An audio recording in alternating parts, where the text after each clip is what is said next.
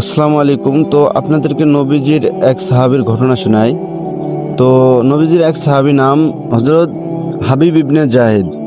তো সেই সাহাবী যখন ইসলাম গ্রহণ করলেন, তখন সেই সাহাবীকে কিছু কাফের বন্দী করলেন এবং তাকে বললেন, তুমি বলো মুহাম্মদ আল্লাহর নবী নয়।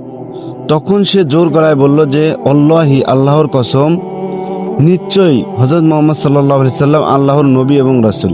তো এই কথা কাফেরেরা শুনে তার প্রত্যেকটি অঙ্গ কেটে ফেললেন এবং তার দেহটি টুকরো টুকরো করলেন।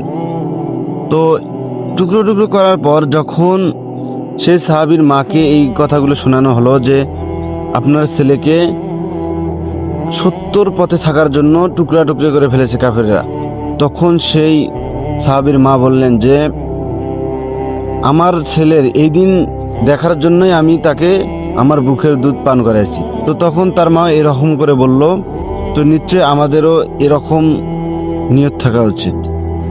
তো পুরো ভিডিও দেখার জন্য ধন্যবাদ।